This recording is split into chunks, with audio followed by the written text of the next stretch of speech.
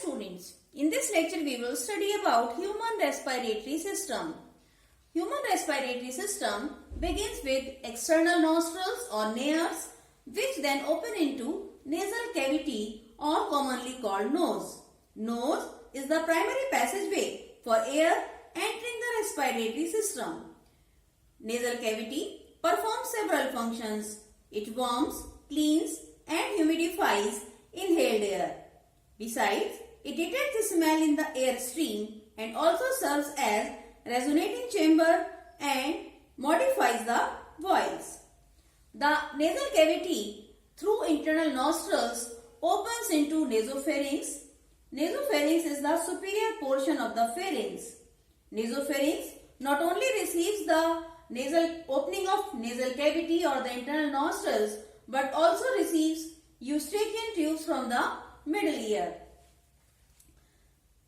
Nasopharynx passing through oropharynx then opens into trachea. On the top of trachea there is attached a larynx or voice box.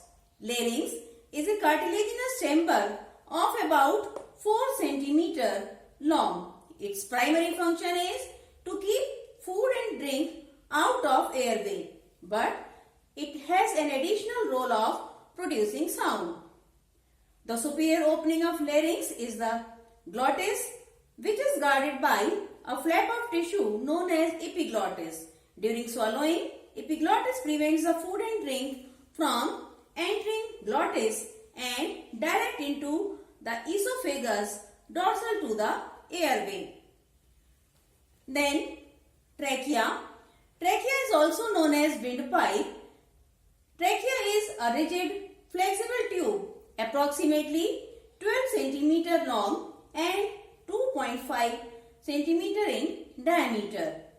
It lies mainly in the median plane anterior to the esophagus. Trachea is supported by 16 to 20 incomplete C-shaped pieces of hyaline cartilage. These are known as cartilaginous rings.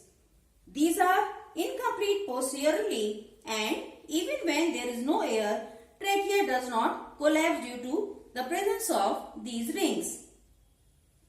The mucous membrane lining the larynx and trachea consists of mostly a ciliated pseudostratified columnar epithelium containing mucus secreting goblet cells, and this helps in pushing mucus out.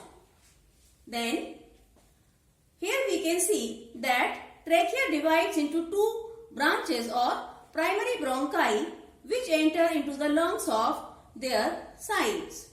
These progressively divide within the lung into many smaller bronchioles, terminal bronchioles, respiratory bronchioles, etc., regarding which we will discuss in the next lecture.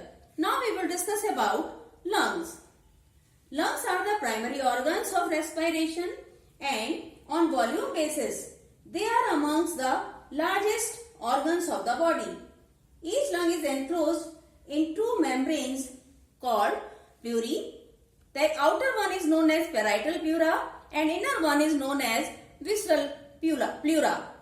In between these pleural membranes, the fluid remains filled, which is known as pleural fluid. The pleural fluid performs various functions like, firstly, it acts as a lubricant. Secondly, it holds the two pleura together.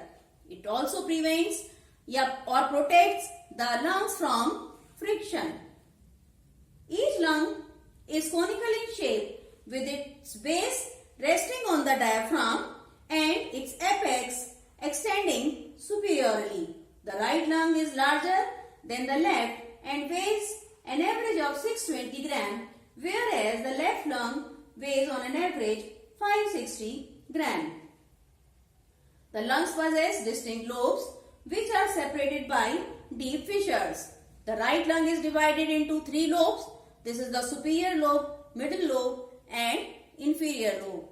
This is the oblique fissure and this dividing the superior and middle lobe is the horizontal fissure. The left lung is divided into 2 parts, 2 lobes. This is the superior lobe and inferior lobe, and this is the oblique fissure which divides the left lung into two parts.